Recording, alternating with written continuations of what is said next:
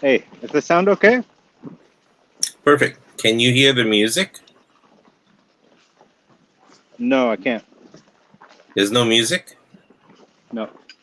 So people were listening to silence all this time. Okay. Could be. Hey, well, some people can hear the music if you listen close enough. So, welcome to the show, Luke. Let me wait till we get a couple of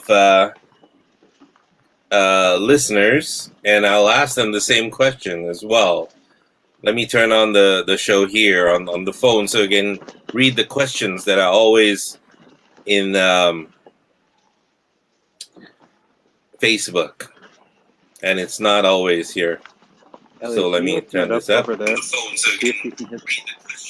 Open what up? See if you can hear the music on the show.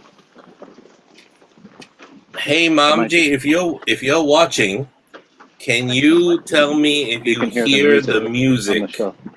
in the background? If you are hearing the music, if you do hear the music, that would be very, very good. If you don't hear the music, it's okay. And I've turned the music off. Hey, Luke, welcome to the program. You know you're sideways, right? Is there a way you can turn so that you're not sideways at all? Sideways. I can turn my phone sideways if that makes me right side up. No, you're upside down. The Upside exact down. All right. Let's. 108. There you are. There you are. Now you're right side That's up. right. Okay, good. Awesome. Beautiful. You're in Sozopol. We're in Sozopol today. We just celebrated Yes. Ellie's birthday. I know it. I And, know exactly where you're sitting. You're right facing the church, the old church. Just facing the church. Let me see if I can turn this camera around. Uh-huh. You just turned it off?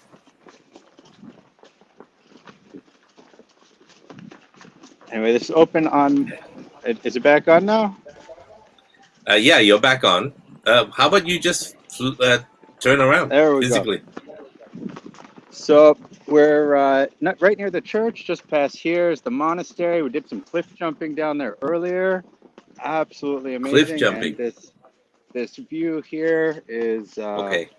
unreal Thanks, today. Wow. Your grandmother said there's no music playing. Actually, if Ellie is still on, I just want to ask her if she hears this song. I have her right here trying to check it out, see if she can hear it. Hey, Ellie. Happy birthday. It says happy to birthday. You. Hi. Hi. Good to see you too. Tell me, I'm going to turn on some music, and I just want you to tell me if you hear any music, Thank okay? you so much, Mel. Thank All you. right. All right. This is going to be a birthday piece of music. Hang on for a second. Here. Tell me if you hear this.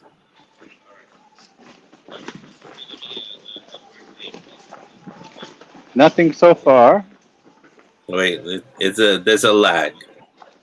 There we go. It's coming in a few seconds.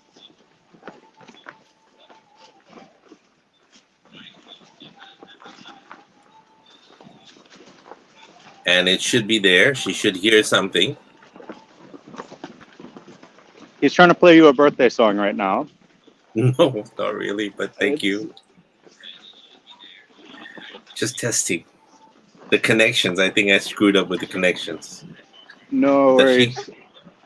Does she hear anything? Nothing at all. So Nothing I guess at all. we're going music with today. Full on talk show. Yeah, we are going without music today. Okay, so there is no music in today's show, and today we're not talking about any particular topic, are we, Luke? You said you wanted to get together all the questions that were being asked that we never answered. We think we're going to get to them, but we never get to them. But before we start with all the questions and all the answers, tell everybody where you are. Excuse me, tell everybody where you are. Right now we are down in a small town called Sozopol, just north of The old Turkey. name for Sozopol, do you know what the old name is? No, what is it? 7,000 years ago, it was called Apollonia, to Apollo, the god Apollo. It was the town is very, very, very old. I mean, we're talking Varna being more ancient than Apollonia, and the old name was Apollonia. And south from where you are in Primorsko, just at the tip of the White House, close to the White House, if Maria went with you, she would tell you, was where I had a life 7,600 years ago. That's why I was going to ask you how you feel when you're there. Does it feel familiar? Were you even there? Were you one of my friends? Were you one of my goats? We had no idea. It could be. I don't remember any past lives yet, but maybe if I keep meditating a little bit, I will. Yes. But it you know does what? feel familiar though. You were born in the year of the goat. That's true. I might have been a goat. Yeah. I'm just kidding. I'm just playing with you. I have no idea. So continue. Sorry. Tell everybody where you are and what is there, and try to if you can't turn the camera around, hold it higher, and then you do a little bit of a pirouette. You'll have to stand for that. What pirouette? Yeah. Like a ballerina. Yeah. Okay. Beautiful. So we're here in Sozopol. Slower though. Yeah. And just wanted to get Ellie out of Varna for a little while, see something new, see something fresh. With this virus, it's a little bit tough to travel. And we were looking at the requirements, and you got to do this PCR test, and seemed like too much of a risk. So we came down here and been enjoying the sunshine. It's a beautiful little town. We walked through the old town earlier, and it's a nice change of scenery. Cool. The sea looks amazing behind you. Is the water clean, transparent? You can see all the way down? The water is quite clear.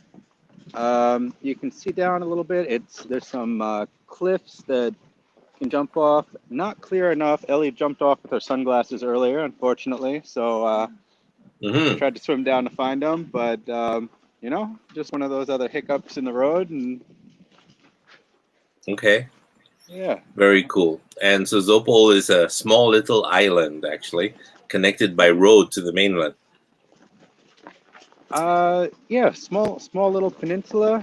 We're looking at possibly going out to visit the Saint Anastasia Island, which is supposed to have a very nice monastery, church or something on it. If you have a chance, if you guys are wanting to travel, there are literally 8 countries in Bulgaria itself. I mean, literally. When you go south, where Yanko Petrov used to live, remember? Yep. He and his children, in a town, I forget the name. Do you remember what the name was? Just off the tip of my tongue. Lagrovograd, right? Yeah, Baglor. It's missing it's missing a consonant. Baglograd. Yes, that one. It's difficult to pronounce as the town that's opposite Varna. What's it called? Asparuhovo. Wow, you did that very well.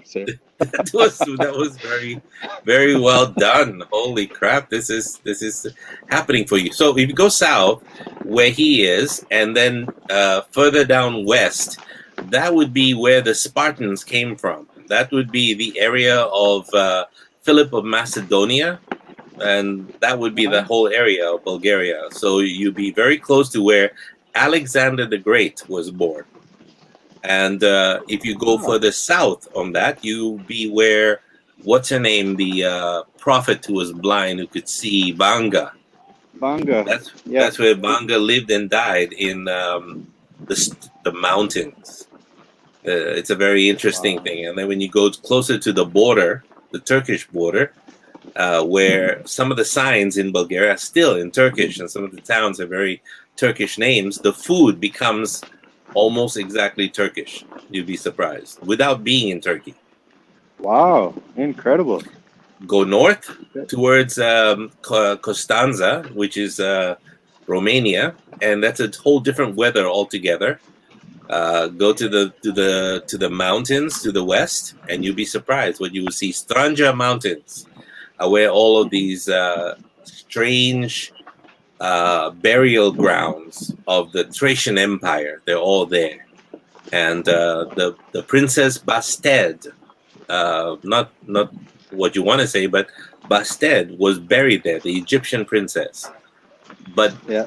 some people are saying that is possibly not a princess there, but it may be an ancient Atlantean burial site for technology and all that, because the Russians, before they left, blew the entrances. You know what I mean, with explosives, so that nobody would get in. Why would you blow the entrances of a monument or a memorial from the past? So it doesn't make any sense. That's interesting. Got to be something in there. Be Mhm. curious to know what it is. Yes, but your little car will not make it. You'll have to rent. You have to pay somebody in that little village, and Mhm. they will take you on their very high Land Rover sort of thing that is from the 15th century, I think. It looks that old. And then after all the bumps and bips and everything else, an hour later you get into that place. So it's very, very cool. Wow. Continue. Incredible. Continue. I'm just giving you the background of everything. Well, we we got this small little car. We tried to go see this Pink Lake yesterday. It's Pink what? There's a Pink Lake in Burgos. It's filled with A some very pink lake. special salt, something called lye. And Himalaya salt? No, it's all kinds of different phosphate, sulfur, and calcium, sodium Lye carbonate, something. lye will burn your skin off.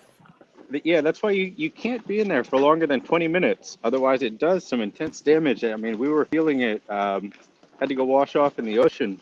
I was burning like Yes. crazy. But Yes. to get out there, so many bumps in the road. Definitely Lye works. we rented a Jeep. Lye works like bleach. It's a Michael Jackson place. If you want to get white, that's what you do. It burns okay, your surface tissue that's and good. your You know, eyes and everything else. Ellie does look like she's glowing a little bit brighter today. Okay.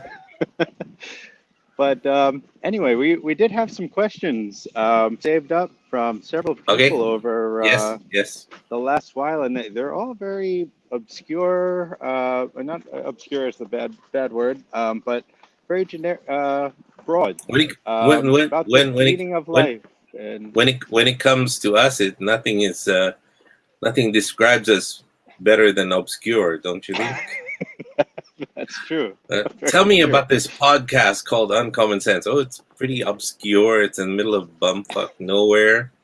Okay. All right. Very true. Yeah. We have questions about here, Ellie, can I take that? No, it's turned back on. Here we go. A little bit of battery. So we have what is. We have a lot of. Please don't say different what is the ideas. meaning of life. I'll talk for an hour. Yeah. What we have a lot of different opinions on what the meaning of life is, right? Mm-hmm. And oh fuck, did that battery just die on that? Can you open that back? See, that's the meaning of life right there. The Is meaning you of life is mustn't run out of energy to do what you need to do. Mustn't run out of batteries. That's the meaning of life right there. It's a metaphor. Absolutely. Yeah. Don't run out of battery. And if you don't have enough find a energy or solution. batteries, what do? You find solutions. And then when you put it up there, my God, you don't have it. And then what do? You say, okay, fuck it, there's no show. Or I just go out on my own. Just tell me, did you not know we were about to do a broadcast? No, we hang on 1 second. We're getting the Okay. the battery pack real quick. All right. Anyway, while we roll with those punches and How's or everything been ripples, going in ripples. Singapore? Everything is What going. is new over there? Nothing much is new. It's just that most people who come into the country now from certain countries, like China and Australia and a few others around us, now have a not hibernation. What the hell do you call these things? Quarantine. A quarantine period of 7 days, not 2 weeks anymore. So, except not bad. that now that might change because China just said it rejects all all tests that test negative in Singapore. So they're rejecting all Singaporeans from entering China as well. Wow. Yeah, so it's not gonna happen. So it's terrible. So anyway, so yeah, you can ask one question first while you're searching for batteries. What was one of the questions? Well, I had them all on that list. It's charging up right now. What was? Oh, you mean on the Another question. computer, No, on Ellie's iPhone here on the notes. which crapped out, you mean? Yes, we've been having some battery issues with this. Mhm. It's very odd. At some points, it says it's on 56% battery. Next moment, it's dead. The other time, it'll be on 1% for several hours. Does she use a battery case? No, not right now. Then her battery is gone. Call Orlin when you get back to Varna. Ask him where the Mac shop is, the secondhand the place for Mac shops. I got my battery changed, and she needs to get a battery change. I got it done for like 40 leva, something like that. Oh, that's not bad at all. Yeah, that's not bad at all, and it's a lot cheaper than Singapore.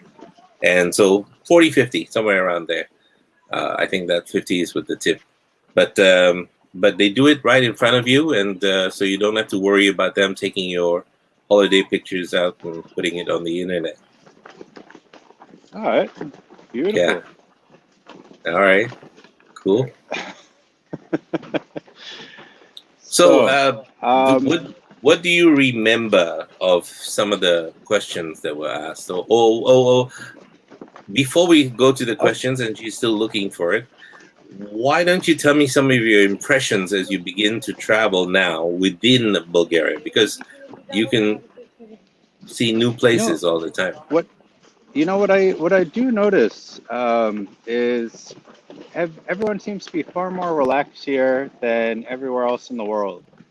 And at the same time, I noticed that statistically the numbers are a lot farther down in terms of What cases. numbers? Oh, cases, yeah. And it has me wondering a lot because I was recently rereading the Biology of Belief by Dr. Bruce Lipton.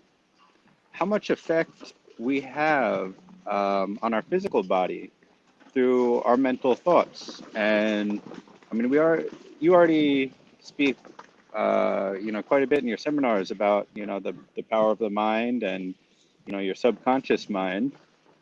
And I wonder if the reason why people are so healthy and bright here is because they are choosing to live without that fear that seems to be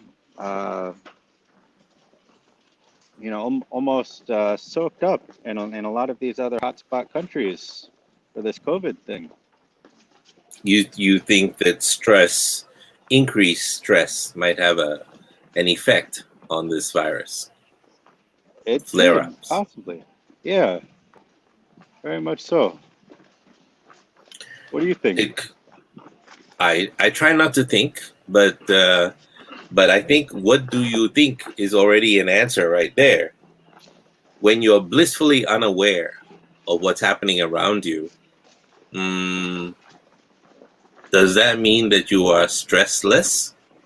Or that sometimes ignorance is bliss? You know what I mean?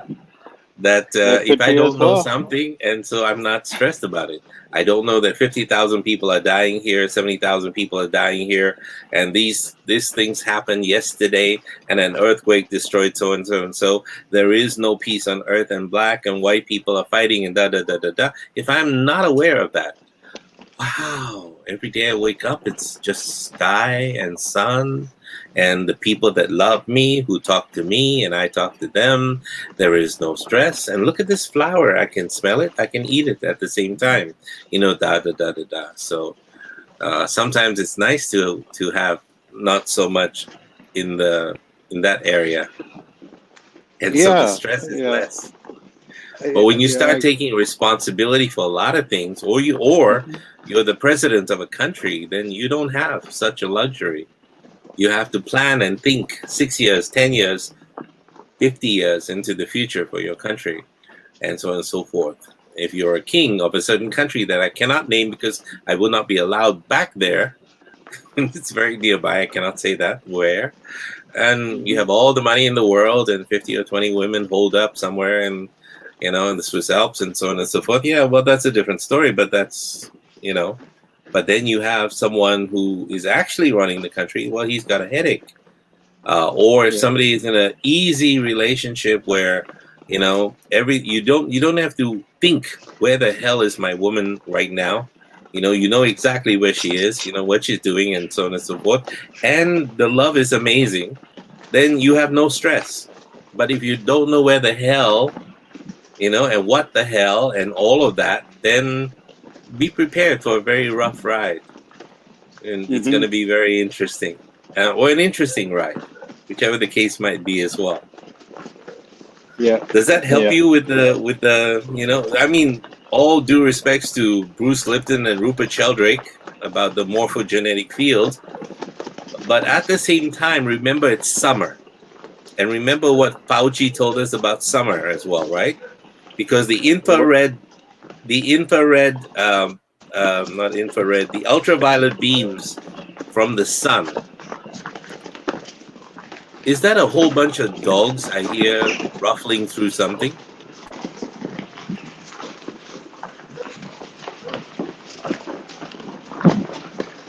Wait, No, but it could be this flapping umbrella up there. I can try to walk. Yeah. Because the sound is a little bit better. Oh, a lot better now, Luke. You know what I thought it was all this time? I thought it was Ellie looking frantically through the bag for the batteries. Nope, that's charging up. So it was the umbrella and all the flapping going around. It was very noisy. No worries. Yeah. Is this better here? Much. It's very quiet. The way I expect Sozopol to be. Okay, great. Awesome. Great. Sit in front of somebody's house so that you're not standing all the time. All right. So, okay, there you go. All right, this is great. Can we see up the street to see what you're looking at? Yeah. Or where you came from? Just hold the camera up and just pirouette again. Came from the. Wow, that's so beautiful. Yeah. That's so beautiful. Okay, so where did I stop? I'm so sorry. It was all that sound. Where did you just? We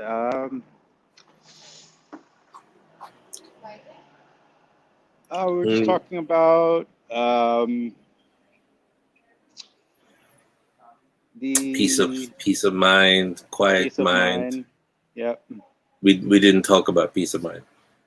Just want to see if you're listening.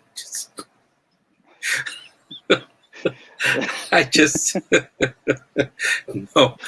We're talking about why Bruce Lipton's idea and Rupert Sheldrake's idea about the morphogenetic field and why there's no virus in Bulgaria, and the ultraviolet light, according to Anthony Fauci, the chief CDC expert on infectious diseases, the ultraviolet light seems to kill this virus. So if it's on surfaces and things like this, the sun gets rid of it. If it's on clothes, the sun gets rid of it. If it's on your skin, the sun gets rid of it as well.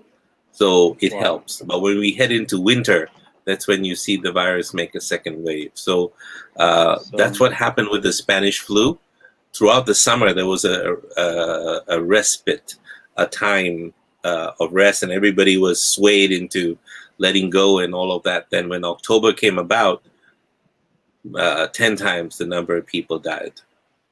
Wow. You got to spend as much time outside as we can, I guess. Sure, and get your immunity up, and spend time in the sun, because it also manufactures vitamin D that your body needs to be able to raise your immunity to fight this as well. If you can remember one or two of those questions that were asked, it would be very good. It doesn't look like she's going to find the battery anytime soon, right? Battery's charging right now. Head back down there. It's going to be a little bit noisy for a second. What you can do is you can do a cut and paste from her thing, right? And put it on this phone if you want. Hang on just 1 second. We'll do that. We have Ashok joining us today as well. Where? Oh, Ashok. Hey, Ashok, how are you? Oh, I didn't even see that. Holy crap. Okay.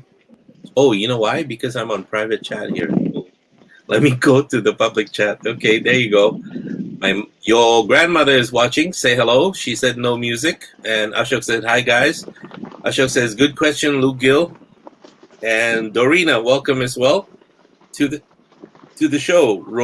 Rosita Ileva is watching as well. And she's from Varna. Joycelyn, welcome. Atsuko from Japan, welcome. Lawrence, our old friend, is watching us as well. Ben Yi, welcome. Emmy, welcome. Let me pronounce this. Drashko, welcome. Menika is watching us as well from England. Abida, welcome. Ayusa Korn, welcome. Tatiana, welcome. Yep, that's everybody. Welcome to the show. We are back at the Flapping Gardens of Babylon. And Luke is fighting a flock of seagulls that have just attacked his woman. And he managed to save the last scrape of tissues. And yeah, he's going to clone her, make her good again. And except for the dog that just ate the rest of her. So then life becomes less strained. People actually live in Sozopol. You know that? They actually have. Ooh, ouch! That hurt. They actually have homes there. Some people rent, and some people just come and visit for the summer and then just leave their homes there. But it is a UNESCO protected heritage. Did you know that? Town. I did not know that. No. Very cool. You're suddenly very loud, and you need to not speak from the side. You need to go this way. Hey. Okay, there you are. Wait. Hold on. Stay like that, because on my screen, you're like this, but in the other screen, you are straight. So don't worry about it. Don't worry about it. Hang on 1 second. No, you're fine. Oh, you got lost. And we lost Luke Gill. Apologies for having so many problems. I wasn't able to come on a little bit earlier than usual. I was going to test the music. I can hear the music in my ear, but I cannot hear the music, or you guys cannot hear the music. So I need to route it out of this computer. And because of what I did last week to the computer, the normal routings no longer work. So I now have to do things in a different way, and to make it all happen. So I don't know what's going to happen here with Luke, but I'm taking my VPN off so that I can raise my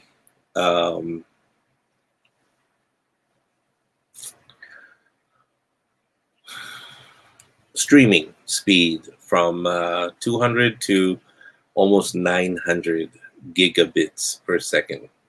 So Luke says he's grabbing the computer and he's going to start all of this on the computer. So that would be really, really very good.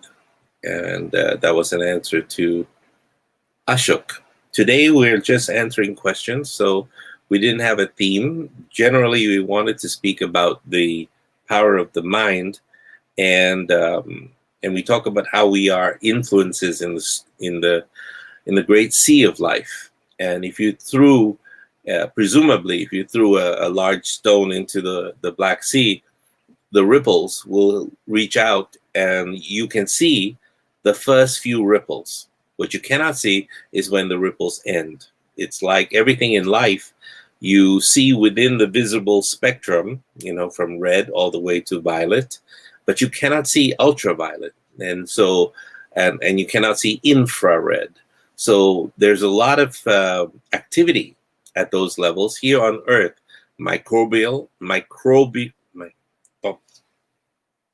Excuse me. That was Tibetan. We shall switch now to English. Microbial levels of activity happening out there. There's also activity happening in the air that we are not aware of, and subtle energies that are given off that we also are not aware of, where a person sits and leaves their electromagnetic signatures in a room, in a place, on a rock, through their power of their mind and their thought, or by the physical presence, or by holding it in their hand. And you can see such activity happen in what is known as Kirlian photography, or electrostatic photography, electrostatic magnetic photography. And what happens is when you send a coronal discharge into flesh, whether it's a living substance like a leaf or a branch or your fingertips and such like, and even things that have been touched by human hands, and you'll recognize that it leaves an electromagnetic signature, and these can be photographed, and you'll be able to see the points at which these coronal discharges take place. Some people have very high electrostatic radiation from their body as well, and that also affects a lot of the activity happening at a microscopic level around them. Now, the Tibetan monks have been practicing this for a long time, where they sit in, you know what, let me give I realize he doesn't have a connection to this, so let me give him a way to come on board. If you want to come on board and give your thoughts and ideas about some of the questions that are going to be asked by Luke, by other people who have written to Luke and that we have not answered yet, and today we thought we'll do that, please just hit that link and you'll come on board, and I'll pull you in. So continuing, when these Tibetan monks would sit in meditation and practice what is called Tummo Yoga, where for years they learned to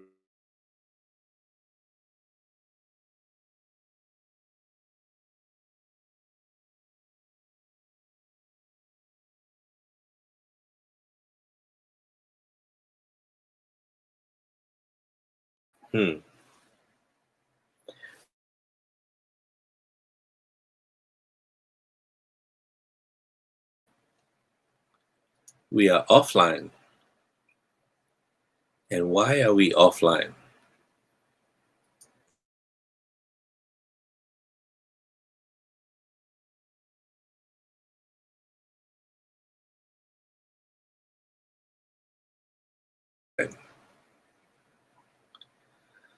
So, apologies for the interruption. I need to quit this. There we go. Otherwise, it's not going to happen. So I quit that. It's something to do with the VPN, or it looks like a little bit of a, yeah, we're still broadcasting. Am I still broadcasting? Yes, I am. If you can hear me, just put a thumbs up so that I know you are still hearing me. We just had an interference. It looked like something was trying to hack into the stream that we were doing.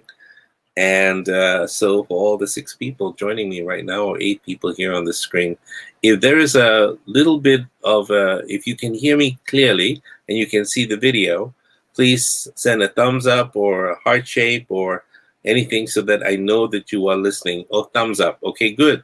That came from Ayusa Korn. That came from somewhere else. Okay, good. So it works. Thank you very much.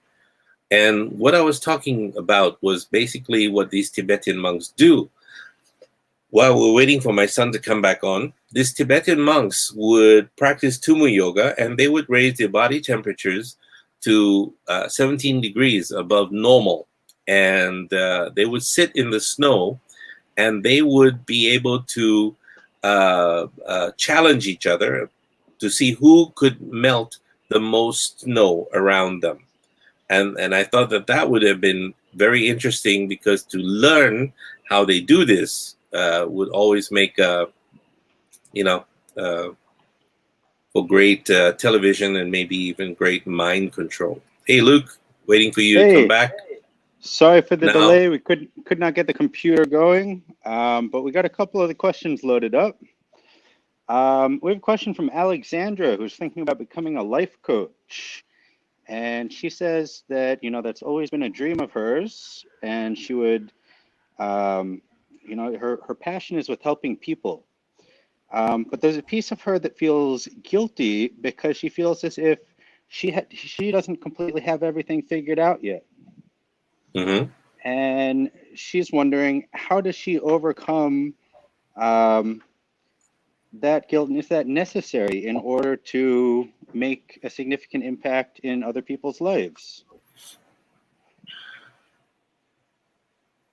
She feels she's not ready to help people yet. This is what she says. She didn't say she's not ready. She said, how can she be giving advice when she doesn't completely have everything herself figured out? This is why most enlightened folks don't talk too much.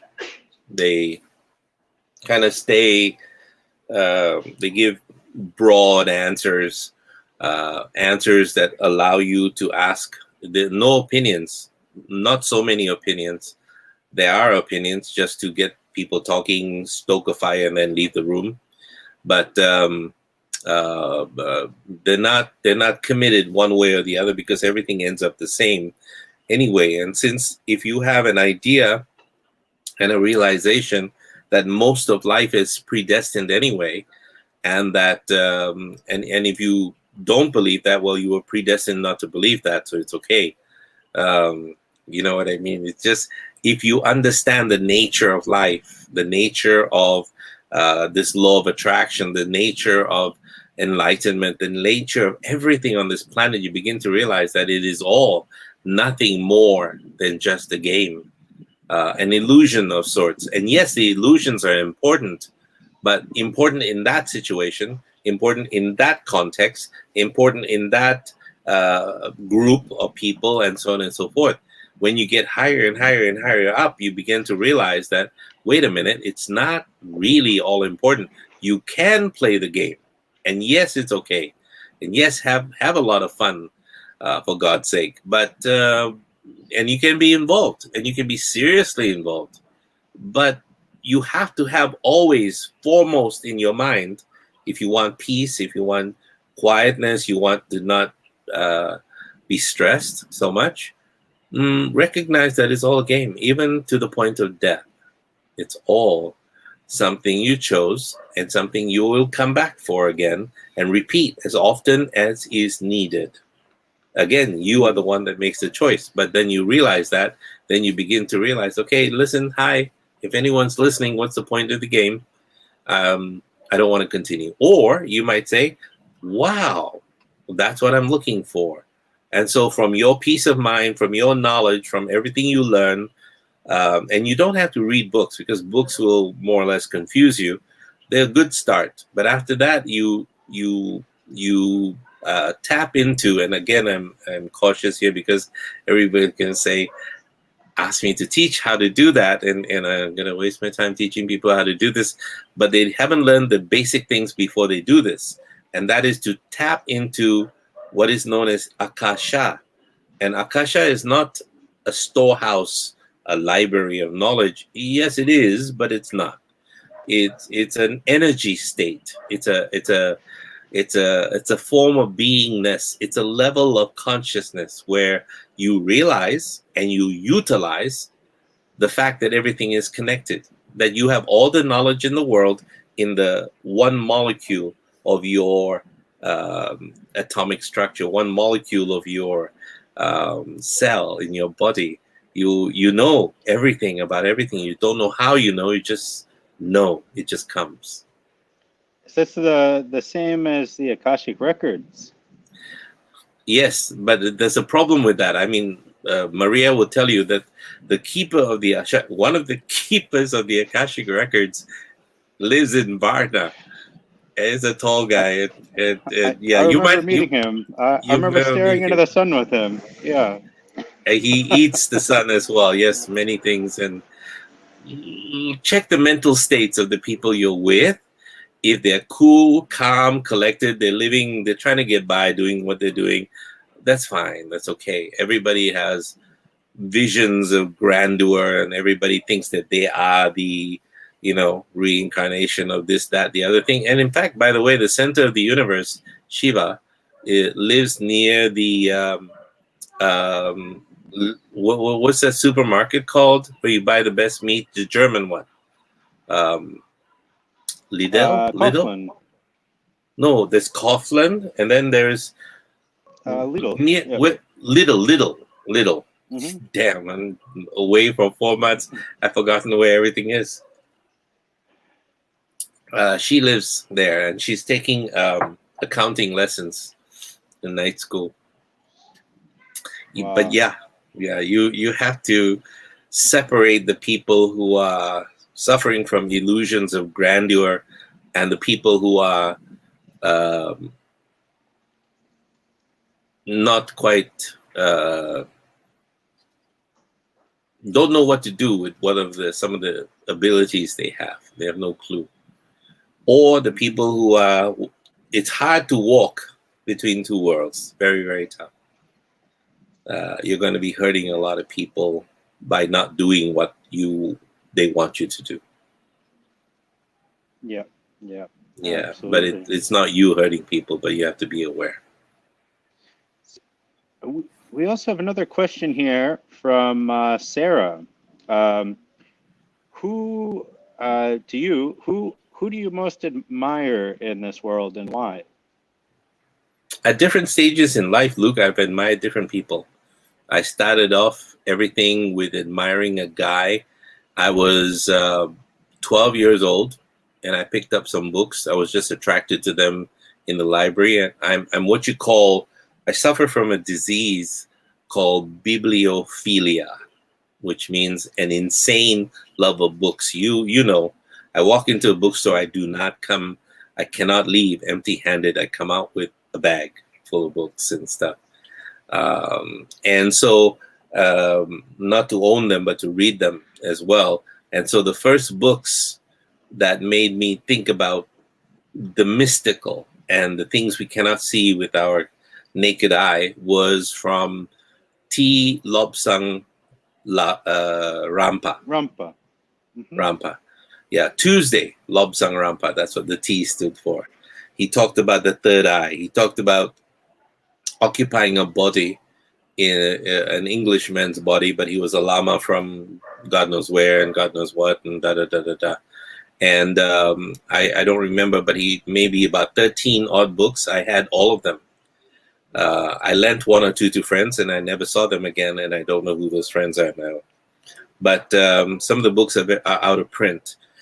And then later on, it escalated, and somewhere along the way, for various skills, I used different people as my models, see what they did, and I did better, and so on and so forth. But if there's anybody I look up to now, other than tall people,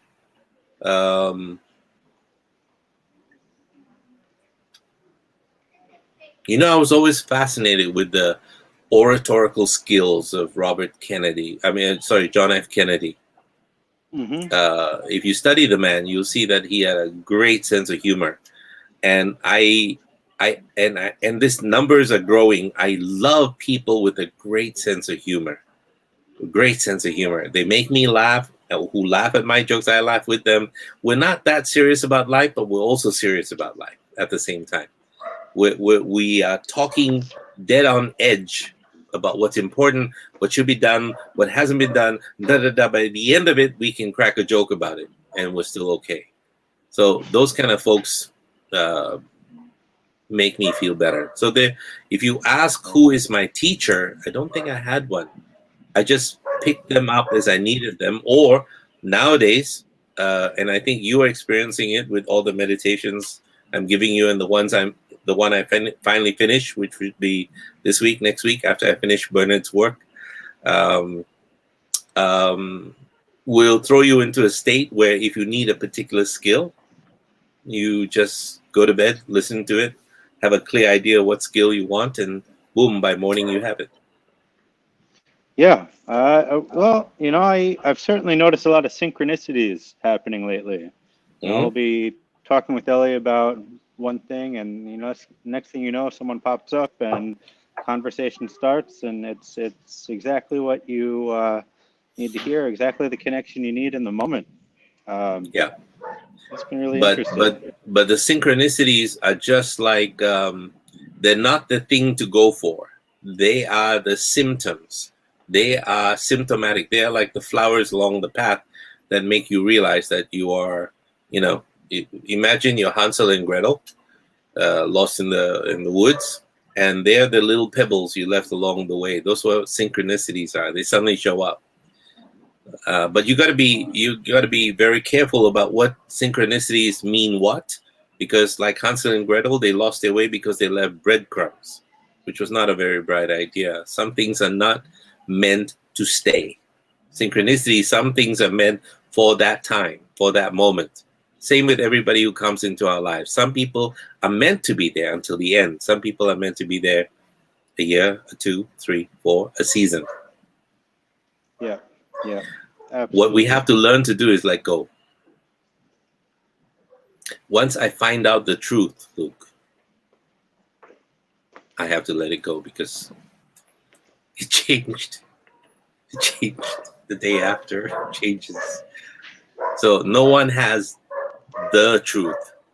Everyone has a truth. And so if you can recognize that, you will make jokes every day. We don't know who the hell is right or wrong. Wow. Very, very in the moment, true. It's expedient, whatever works at that moment. If it works for you, great. Beautiful. Let me see. Just lost battery again on Ellie's phone. I apologize for the preparations today. Trying to squeeze too much in. Let me hit back and charge this thing up again. To the flapping covers. If you have any questions while Luke is getting his questions together, please, there is a forum here on Facebook and YouTube where you can ask a question on the side. Also in StreamYard. If you come to StreamYard, you'll see, if you're watching the program through StreamYard, you will be able to ask the questions there as well. If you have any questions to be answered, tonight is a good night to answer these questions. And everybody will be very, hopefully, blessed by listening to some of the answers that you can apply in your life, or at least in your consciousness or your ability to recognize. Again, take what you want that is useful, and the rest that is not useful, just discard it. You don't have to pay attention to it. It's not necessary. You found a friend here. I'm getting a massage. Ellie here got a free massage. I found a little friend here. Oh, very cool. I usually Luke is the one that attracts all of these strays, but yeah, that's cool.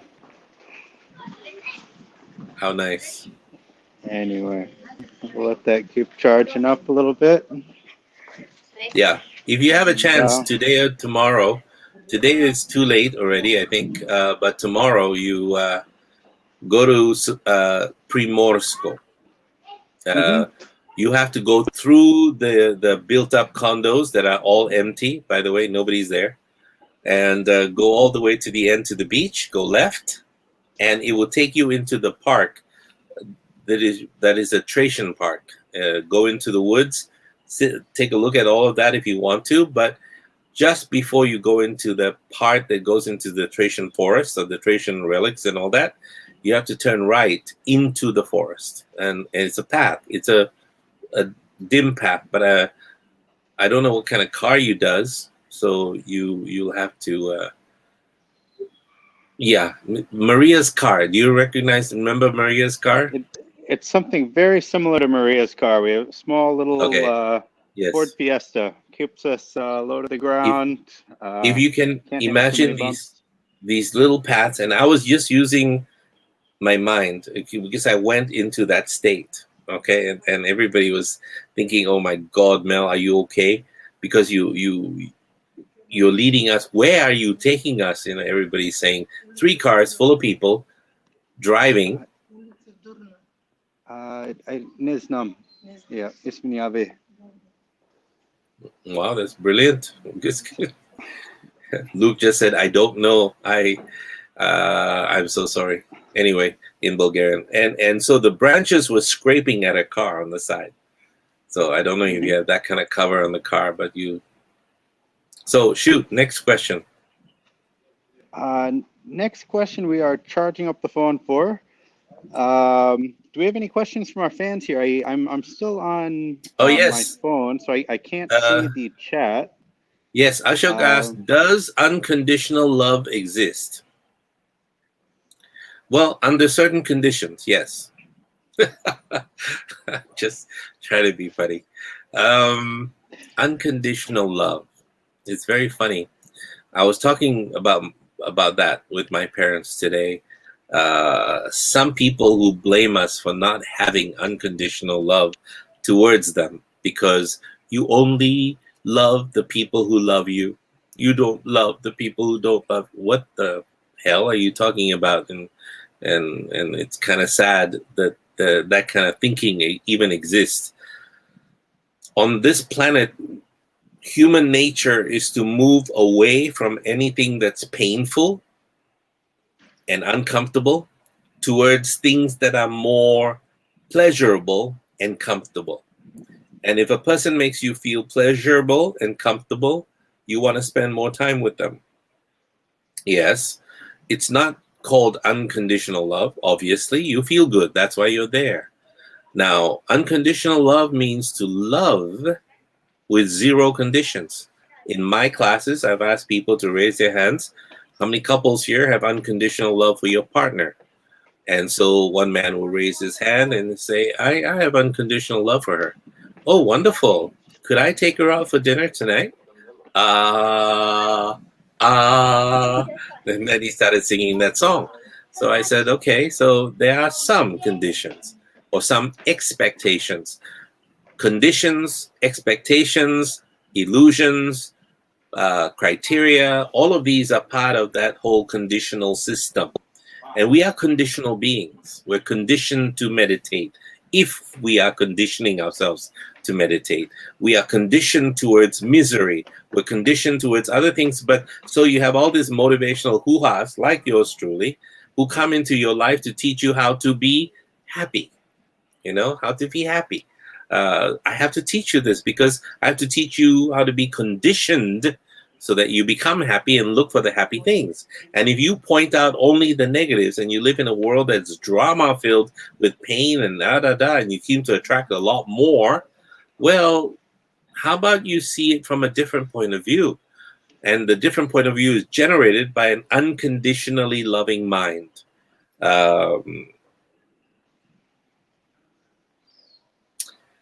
It's very difficult to explain to people who don't have the first grasp of the 7 different nuances of love, and then to no experience of it at all. and to go through it. You go through pain, and the pain will teach you not to have more pain, not to avoid certain people. That's not it, but to have no pain. Why am I feeling what I'm feeling right now? Because I've been quote unquote hurt. And then you keep asking yourself, and you go into a full on therapy mode where you start, and therapy means re education. And you go into your full on therapy mode where you start to tell yourself, okay, what's going to happen now is that next time I feel this way, I'm going to work less on generating a thought which makes me feel quote unquote hurt. So it's your mind that starts to generate those thinking patterns and those thoughts at the same time. So is there unconditional love? Of course there is. The higher you go in your consciousness, and the less you need from people, then the more you benefit from people recognizing that's unconditional love. You never say, I have unconditional. Don't say that, because you're going to be judged by other people's criteria, what they think unconditional love is. Because the people who don't have unconditional love, who have no idea what unconditional love is, are going to lecture you on what unconditional love is. And the people who don't know what enlightenment is are going to lecture you on what enlightenment is. Just take a look at how they live their lives before you accept advice from people. Are they generally happy or happier than most people? Then start to listen. Something they're doing, thinking, is making it thus. Are they feeling everything and living life, but not being, so caught up in some kind of avatar that they've created for themselves on this planet, where everybody's supposed to be listening to every piece of advice like it's coming from God? Because if you believe that everybody's here for a different purpose, then not everybody's here for your purpose. Not everybody's here to live your truths. Everybody has their own truth.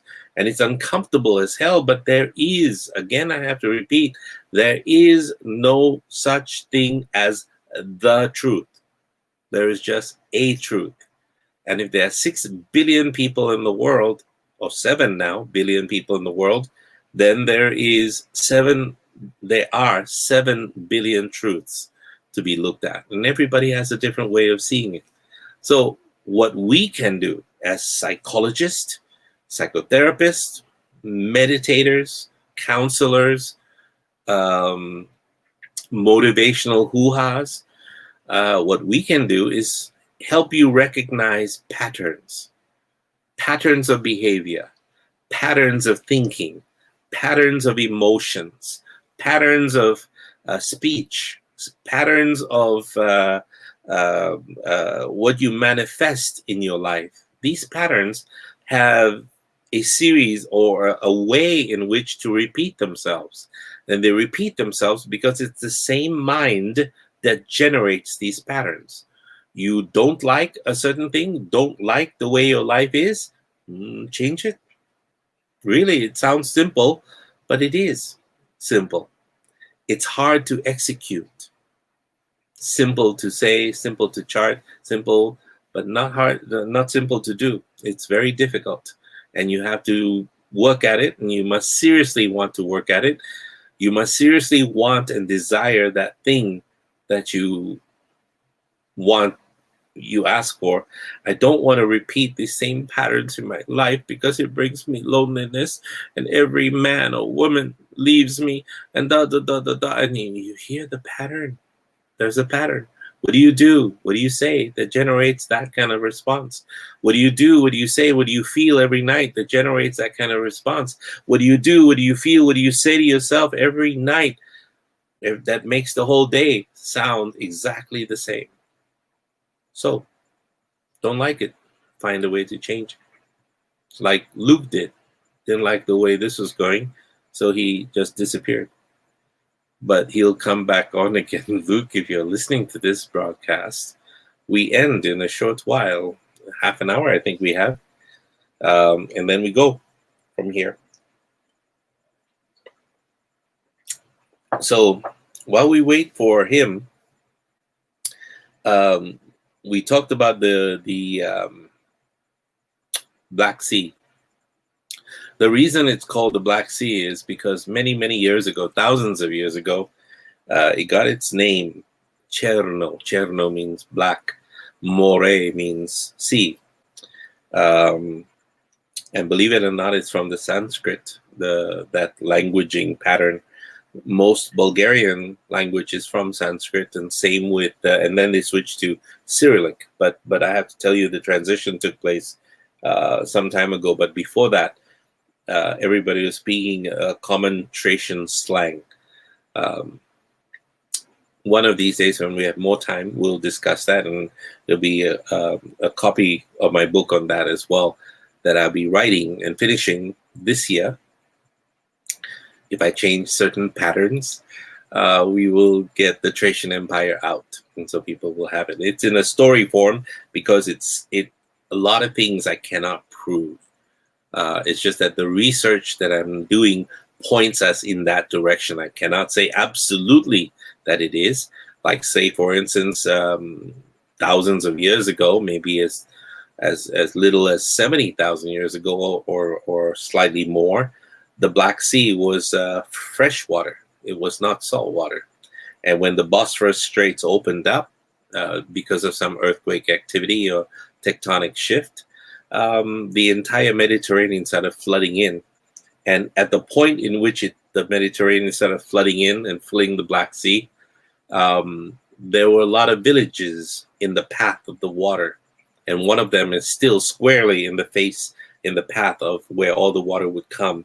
And it's about 1.5 kilometers deep in the Black Sea. You can see it from Google Earth. And I pointed out with a coordinate pattern in the way cities were built in that time, 100,000 years ago or more, that ancient civilizations existed that were far more superior than we could ever hope to be in this century, because our technology is being held back by at least 50 years.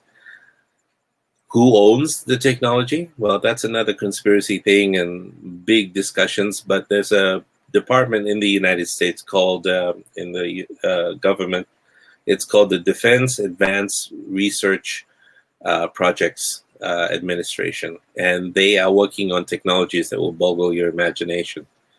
So am I, actually, but I'm doing it in a very tiny way. But if I succeed, then it changes the world in a maximal way that you cannot even believe. If you have any questions for me, we're coming up to time. I hope, Ashok, that worked for you about unconditional love. To have unconditional love demands that you come at a level where you are no longer needy. You no longer desire love. You have it already. Because the direction of unconditional, and this is the bad news, the direction of unconditional love is from the inside out. You don't need it from the outside in. If it comes from the outside, from someone or someone's or whoever, or a camel, it's a gift. And so you cannot demand the gift over and over and over again. It just is. It's a gift. They have given you a gift. So accept it graciously. Say thank you. And just know that you have to learn to let go almost immediately. So it's still loving, but you don't have to be in a state where it is demanded also. So the more you're willing to give up, the more you are willing, the more love you have. It's funny, isn't it? The more you give away, the more you have. It's weird how that works, but it's how it works. You want to be wealthy? Give away wealth. Help people to become wealthy. Teach them how to change their thinking to become that way. Don't charge them so much money to do this, and then decide what is, instead of $5,000 or $50,000 some people are charging for some courses and seminars, make it affordable. At the most $500 if you want, or $100 if you want. I mean, if something you're teaching is real and something you're teaching is useful, well, guess what will happen? More people will come, and then you have the the economy of scale. You'll have lots of people and you'll have enough to take you through. And then even if you have enough and you have hundreds of thousands of millions of dollars, well, help the earth somehow. Don't give it away. Don't be stupid, because people take the money and they'll repeat the conditions in their life. They'll repeat what they're repeating. You give somebody, a poor person, money, and without teaching him how to handle the money, or her how to handle the money, well, they're going to be poor again very, very quickly. So something has to change. So change that. Sorry, I had to just readjust my seat here a little bit.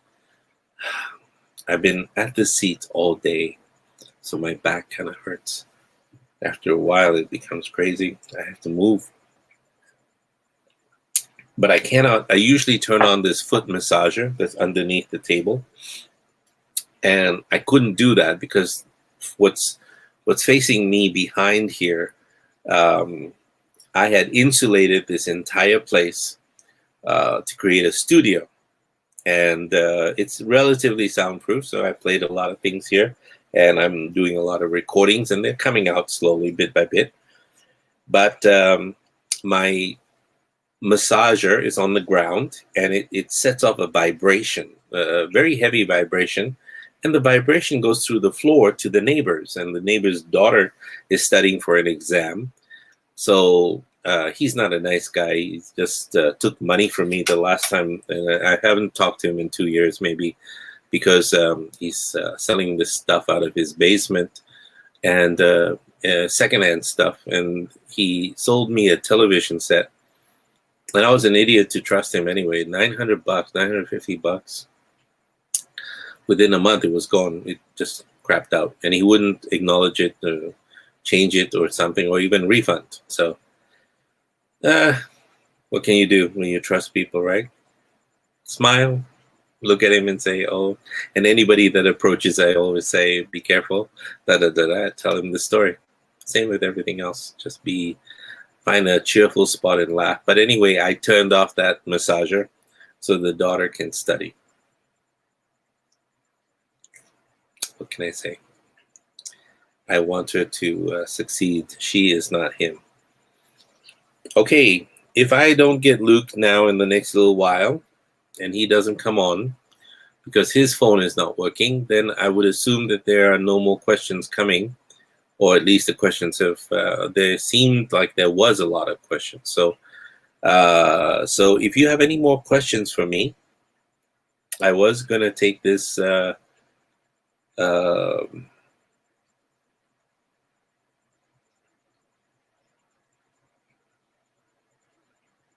I was going to take this to 10:30, but it looks like we might finish earlier.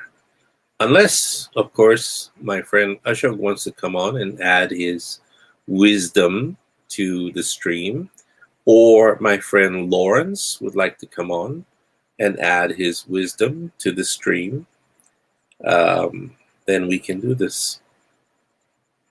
And I apologize about the music. There is not going to be any music today or anything, not even for the outro. I thought it was being recorded, but it's not. One of the questions that people ask me also, just since I'm waiting for Luke and I'm waiting for you to post your questions here. When we go into our inner selves, they ask, and this is a very popular question in some of my programs that last 3 days or more. When you go into your inner self, how do you trust what is coming out, like your thoughts?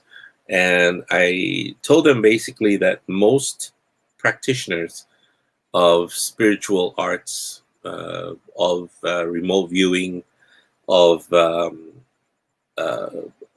psychic interventions, all of these kind of things, most people who see things and are clairvoyant and clairaudient, they hear things as well, and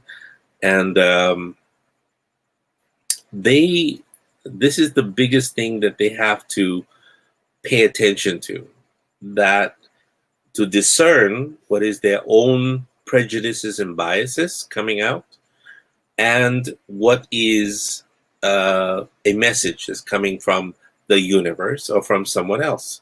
So They want to know that they're not manufacturing. And the way to do that is to practice meditation every day.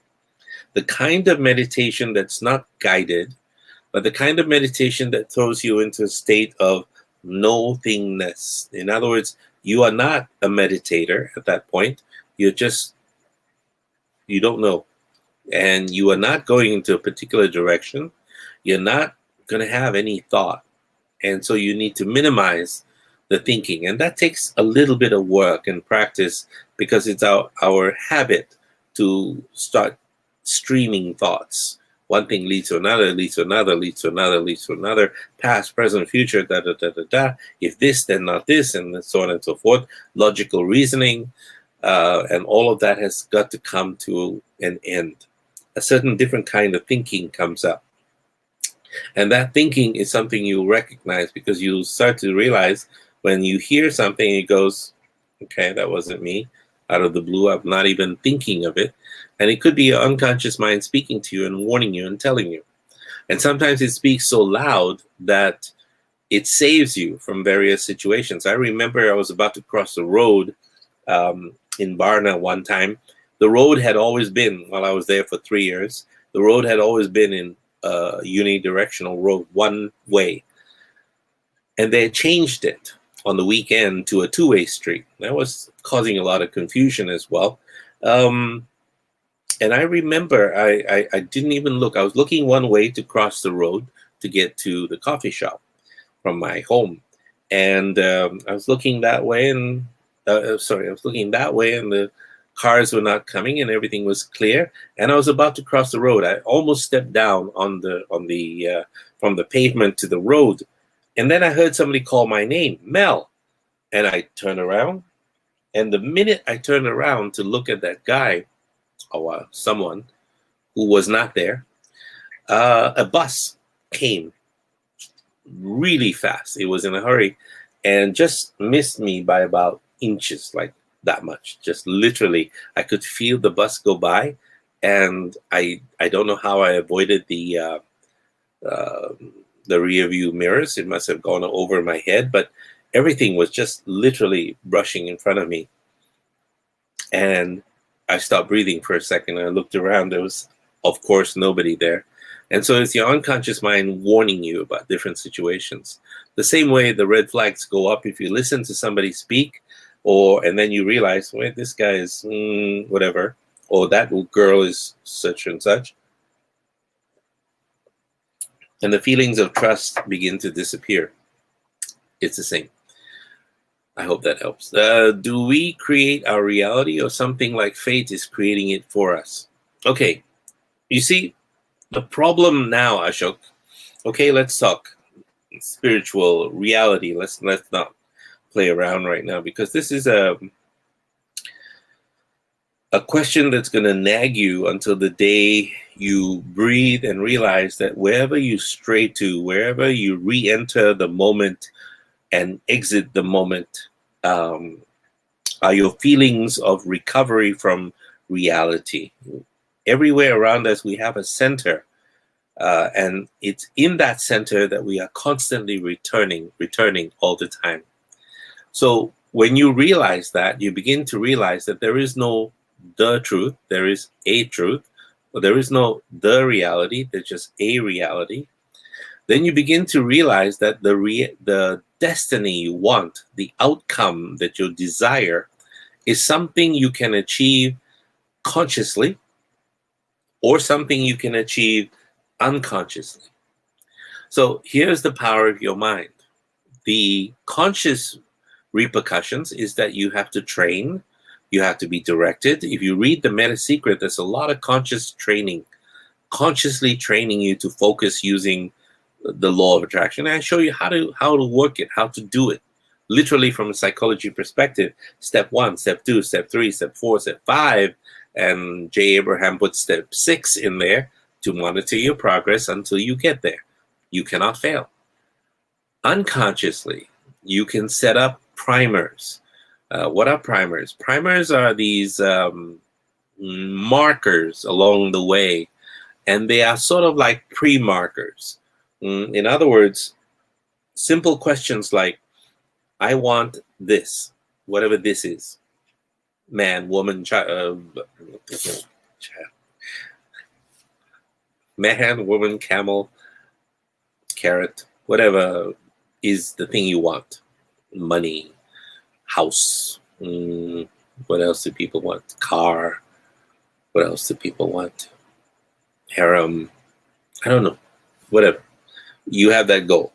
So you intentionally set up these pre-markers or a path towards it.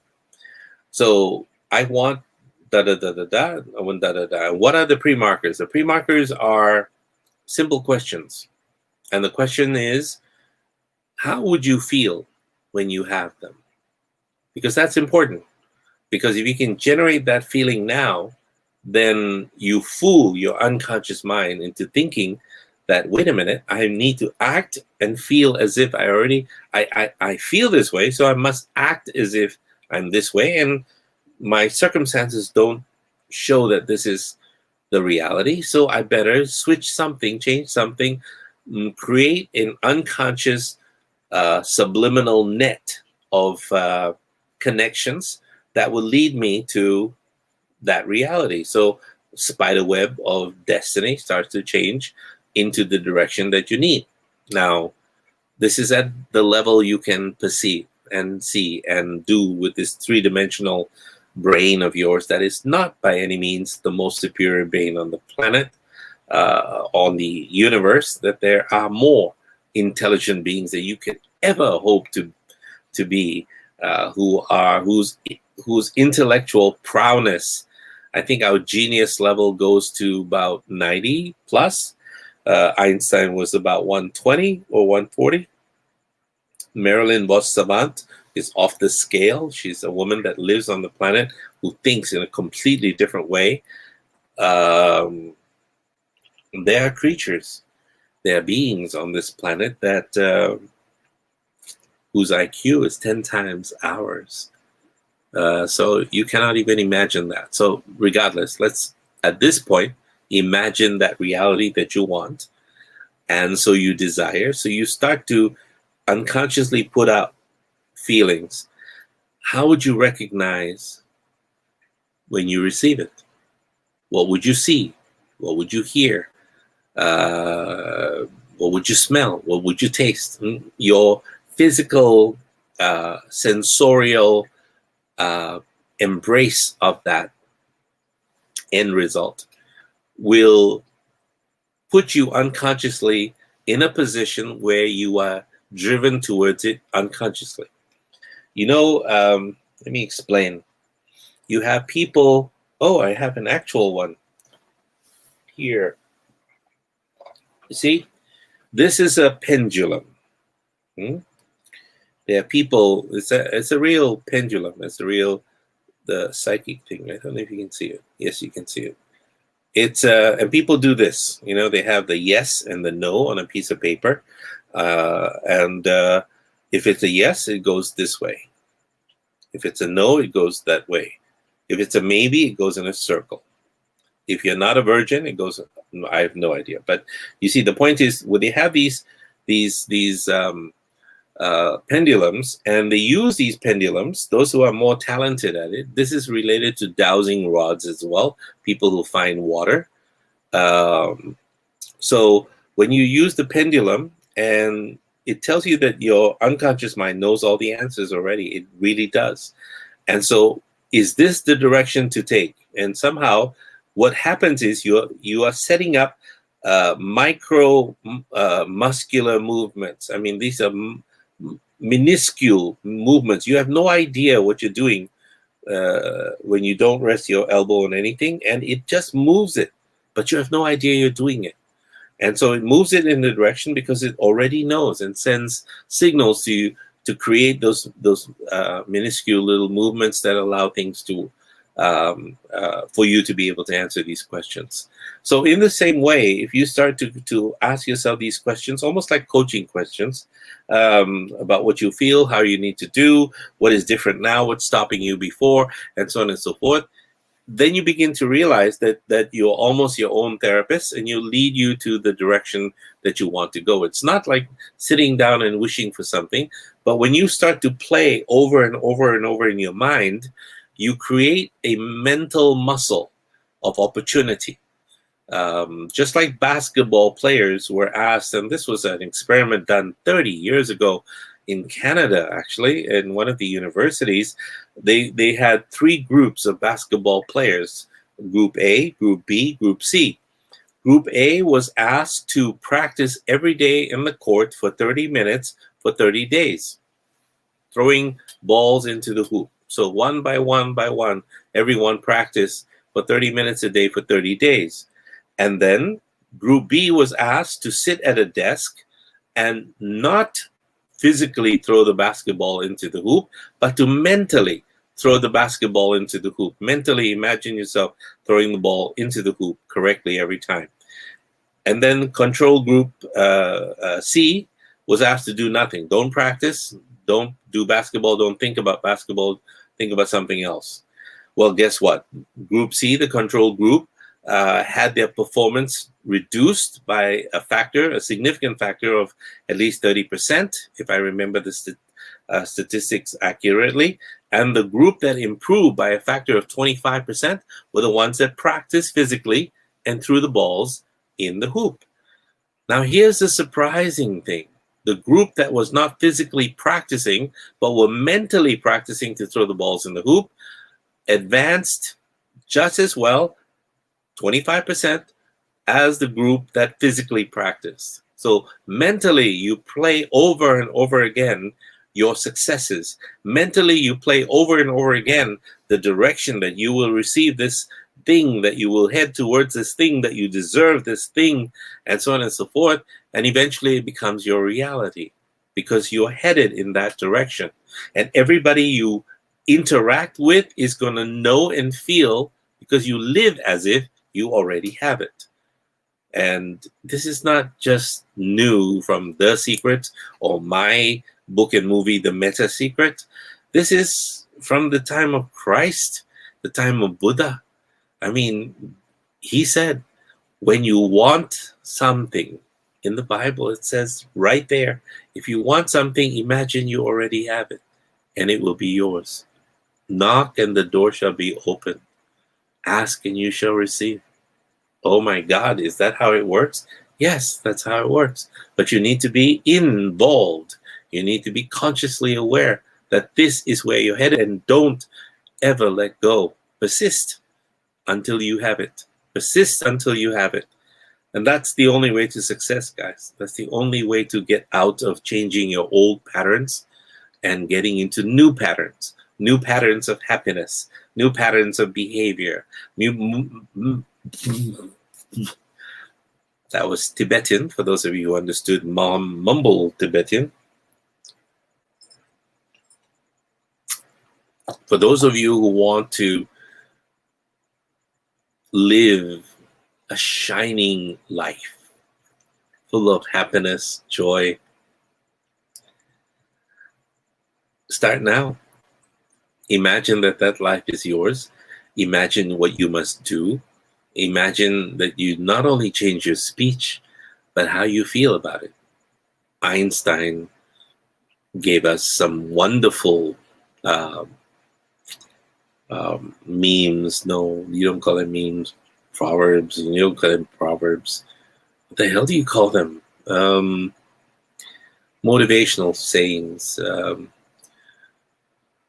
anecdotes.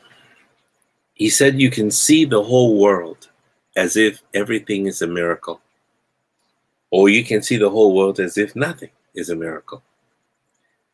If you see the whole world as if nothing is a miracle, then when you wake up in the morning, it's going to be the same old, same old, same old. Same old, same old, same old. If you treat everything like it's a miracle, then it becomes a surprise. Even the bad stuff, quote unquote bad stuff. Let's give a definition to bad. Unpleasurable. What is unpleasurable? Not pleasurable. Is there such a word? Painful experiences. unpleasant experiences, not nice people, bastards, etc., etc., etc., whatever the case might be. Embrace it. You are alive. You get to meet them. And then if you do meet too many of them, ask yourself, why? What is within me that's repeating this pattern? And what can I do to stop it? And pay attention to where your thinking goes. Maybe you attract the assholes because you want to feel better about yourself. I'm just a thought. Better about yourself because it gives you a definition that you are better somehow. You notice that nobody ever wakes up in the morning and says, I am the biggest asshole in the world. Nobody says that. It's always somebody else who says that. When you're driving on the road, the guy in front of you is an asshole for driving so slow. And the guy behind you, he's also an asshole for driving so fast. You're the only one who's driving perfectly at the most perfect speed on the planet. So I don't know. You have to decide. This world is just a game. Ultimately, it'll lead you to a point like me where there's not much I need anymore.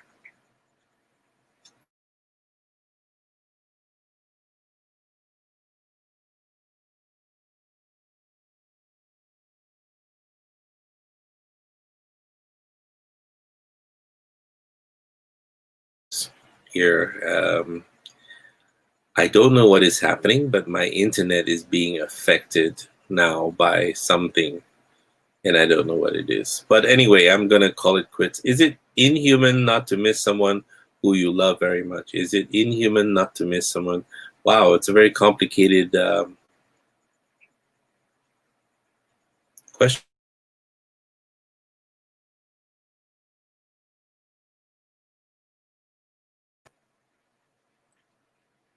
Is it inhuman?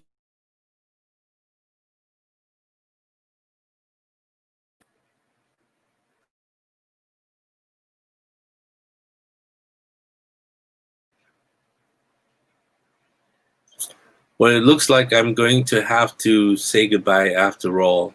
We're having internet issues right now. I'm not sure how that happened. It could be my computer or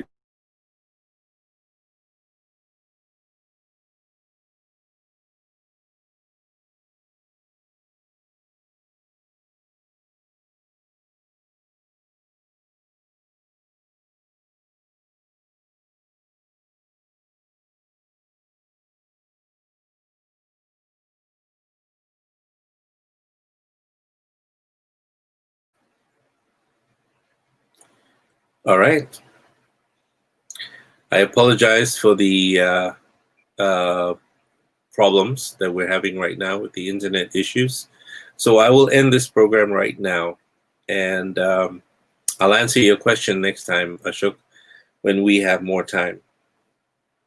The funny thing about life is that we, like I said before, we carry a center that is always returning to us, and we all stray from the moment in particular ways that are unique to us. And if we meet someone and begin a new relationship, it isn't long before we're walking hand in hand and while wondering if we will sleep together, Ashok. And if and when we do sleep together, we are wondering if we will live together. And if and when we do, we are wondering if we will have children, and so on, and so forth, and so forth. And this happens with fear and pain as well. Sometimes people who are suffering in diagnosis, they fear surgery. And in surgery, they fear treatment. And in treatment, they fear stronger treatment. And in recovery, they fear recurrence. No one can avoid this strain, but our health depends on the breath that stops us from straying even further.